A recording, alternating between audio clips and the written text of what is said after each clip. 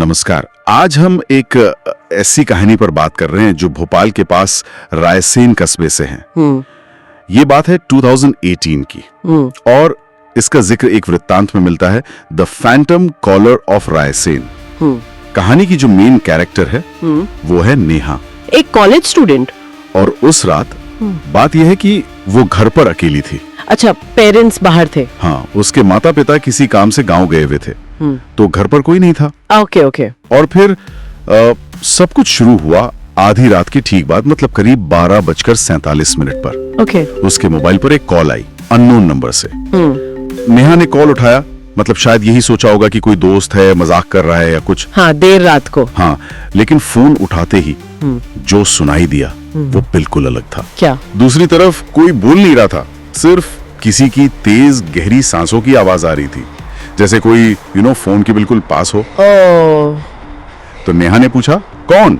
जाहिर है आवाज में थोड़ी घबराहट तो होगी, पर जवाब फिर भी नहीं आया, बल्कि उन सांसों की आवाज के साथ साथ अब उसे कुछ और सुनाई दिया। क्या चीज? कदमों की आहट, बहुत धीमी, लेकिन ऐसा लगा जैसे लगातार पास आ रही हो। और ये एहसास इतना डरावना था कि नेहा ने फौरन फोन काट लिया। हाँ, जाहिर है दिल जोरों से धड़क रहा होगा, लेकिन ये राहत बस कुछ सेकंड्स की थी। फिर से कॉल। हाँ, मोबाइल फिर बज उठा। स्क्रीन पर फिर वही लिखा था, अननोन। ओह। इस बार नेहा ने फोन नहीं उठाया, मतलब हिम्मत नहीं हुई शायद। और इसी बेचैनी के बीच जब उसकी नजरें फोन पर ही थी, उसे खिड़की के बाहर कुछ हरकत महसूस हुई। खिड़की के बाहर? हाँ, हल्की सी, जैसे किसी ने पर्दे को छुआ हो या उसके पास से गुजरा हो। ओह गॉड। उसने हिम्मत जुटाई, मोबाइल की टॉर्च जलाई और खिड़की की तरफ बढ़ी। शीशे पर पहले तो अपनी ही परछाई दिखी। टॉर्च की रोशनी में आंखें फैली हूं, लेकिन फिर उसकी नजर अपनी परछाई के ठीक पीछे गई। पीछे? हाँ, वहां शीशे के उस पार अंधेरे में एक काली सी आकृति खड़ी थी। काली आकृति? हाँ, इंसानी शक्ल जैसी, लेकिन बिल्कुल स्थिर, हिल नहीं रही थी। और ये मंजर देख के नेहा की जोर की चीख निकल गई। खाली घर में वो आवाज गूंज गई होगी। और कोई था भी नहीं मदद के लिए? कोई नहीं था। उसे तुरंत एहसास हुआ कि वो अकेली है। उसका पहला रिएक्शन था पुलिस को कॉल करना। हाँ, सही सोचा। उसने जल्दी से नंबर मिलाने की कोशिश की, नेटवर्क चला गया। हाँ, सिग्नल बार्स बिल्कुल गायब। ये भी कहानी का एक अजीब हिस्सा है, मतलब वो नेहा को बाहरी दुनिया से काटना चाहता था। हो सकता है उसका मोबाइल फिर से चमका। फिर से कॉल? नहीं, इस बार कॉल नहीं, वही अननोन नंबर पर एक टेक्स्ट मैसेज था। मैसेज? क्या लिखा था? सिर्फ 4 शब्द, आई कैन सी यू। ओह, ये मैसेज बहुत बहुत डरावना है।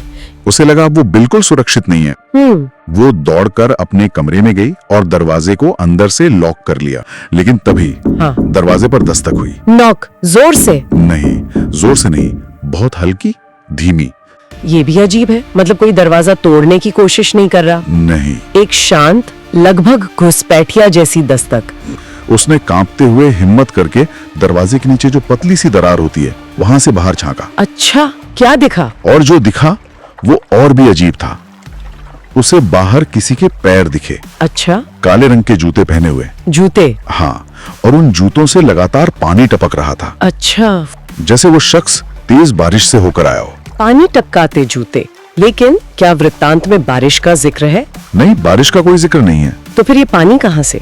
ये डिटेल कहानी में एक इरैशनल, अप्राकृतिक एलिमेंट जोड़ती है। नेहा चुपचाप दरवाजे से पीछे हट गई। कमरे के अंधेरे में उसकी सांसें तेज चल रही थी। तभी उसकी नजर दीवार पर टंगे कैलेंडर पर गई। कैलेंडर? हाँ, वो हिल रहा था हल्का हल्का, जैसे हवा का झोंका लगा हो। लेकिन खिड़की तो बंद थी। हाँ, कमरे की खिड़की तो कसकर बंद थी, फिर हवा कहां से आई? ये सवाल उठाता है, क्या बारी खतरा अब अंदर आ चुका है? और जैसे ये ख्याल उसके मन में आया होगा, शायद कमरे की बत्ती गुल हो गई। लाइट चली गई। हाँ, पूरी तरह अंधेरा, सिर्फ मोबाइल की स्क्रीन रह रहकर जल बुझ रही थी। शायद नेटवर्क ढूंढ रही होगी। उस घुप अंधेरे और खामोशी में फोन एक बार फिर बजा। स्क्रीन पर वही अननोन नंबर। इस बार भी? हाँ, पता नहीं क्यों नेहा ने इस बार कॉल उठा ली। उठा ली? हिम्मत की बात है। हाँ, उसने कांपता हुआ फोन कान से लगाया। और दूसरी तरफ से एक बहुत धीमी फुसफुसाती हुई आवाज आई, जो सिर्फ इतना कह रही थी, मैं अंदर हूँ। ये तो क्लाइमैक्स है। अब बचने की कोई जगह ही नहीं। ये सुनते ही नेहा के हाथ से फोन छूट गया, जमीन पर गिर गया। आवाज कह रही थी, अंदर हूँ। मतलब? इसी कमरे में। उसने दहशत से भरी आंखों से धीरे धीरे पीछे मुड़कर देखा और वहां कमरे के उस अंधेरे कोने में जहां रोशनी नहीं पहुंच रही थी, ठीक उसके सामने कौन? वही काली आकृति खड़ी थी जिसे उसने खिड़की के बाहर देखा था। अब वो अंदर थी? कमरे के अंदर। हाँ। इसके बाद नेहा को कुछ याद नहीं, वो वहीं बेहोश हो गई। बेहोश हो गई? जाहिर इतना डर कोई कैसे सहेगा। सुबह जब पुलिस पहुंची, शायद पड़ोसियों ने या किसी रिश्तेदार ने खबर की होगी, तो उन्होंने जो पाया वो बहुत चौंकाने वाला था। पुलिस ने देखा कि नेहा के कमरे का दरवाजा अंदर से बंद था। अंदर से? हाँ, और खिड़कियां वो भी सही सलामत थीं। कोई जोर जबरदस्ती के निशान नहीं। तो कोई अंदर कैसे आया, या आया भी था? नेहा कमरे में ही थी, जिंदा थी, लेकिन गहरे सदमे में। शॉक में होगी। हाँ, कुछ बोल नहीं पा रही थी, बस शून्य में देख रही थी। और फिर आती है वो जानकारी जो इस पूरे मामले को लगभग अविश्वसनीय बना देती है। क्या? पुलिस ने जांच के लिए नेहा का मोबाइल फोन चेक किया। वो उस अननोन नंबर का पता लगाना चाहते थे। जाहिर है। लेकिन कॉल लॉग्स में वो नंबर कहीं नहीं था। क्या मतलब? कहीं नहीं था? ना इनकमिंग कॉल्स में, ना मिस्ड कॉल्स में। यहाँ तक कि वो text message I can see you, उसका भी कोई रिकॉर्ड नहीं था। ये कैसे हो सकता है? जैसे ये सब कभी हुआ ही ना हो। ये कैसे मुमकिन है? यही इस केस का सबसे बड़ा सवाल है। आज के डिजिटल जमाने में कॉल लॉग्स का इस तरह गायब हो जाना लगभग नामुमकिन लगता है, जब तक इस फोन के साथ कोई छेड़छाड़ ना हुई हो जिसके कोई सबूत नहीं मिले। या फिर क्या वो कॉल्स किसी सामान्य नेटवर्क से आ ही नहीं रही थी? फोन के रिकॉर्ड में जो आखिरी एक्टिविटी दर्ज थी वो रात के 12:47 की थी, जब पहली अननोन कॉल आई थी। कमाल है। तो फिर रायसेन की उस रात नेहा के साथ असल में हुआ क्या था? एक अनजाना कॉलर, वो पानी टपकाते जूते, दरवाजे पर दस्तक, घर के अंदर दिखने वाली वो काली आकृति, और फिर सुबह सारे सबूतों का रहस्यमयी तरीके से गायब हो जाना।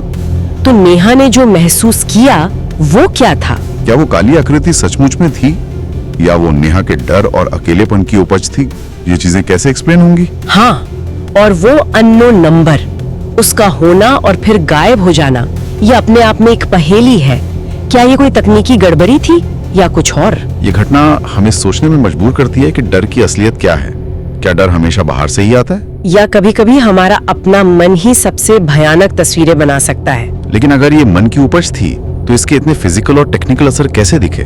क्या ये मुमकिन है कि कुछ अनुभव हमारी तर्क और विज्ञान की समझ से परे होते हैं? ये वृत्तांत इसी सवाल को हमारे सामने रखता है। हाँ, ये हमें याद दिलाता है कि इंसानी अनुभव का एक हिस्सा ऐसा भी है जिसे शायद पूरी तरह समझा या समझाया नहीं जा सकता। सोचने वाली बात यह है कि जब तर्क के सारे दरवाजे बंद नजर आते हैं, तब हम अनजाने के सामने कैसे खड़े होते हैं? क्या हर रहस्य को सुलझाना जरूरी है, या कुछ कहानियां हमें सिर्फ संभावनाओं और सवालों के साथ जीने के लिए छोड़ देती हैं?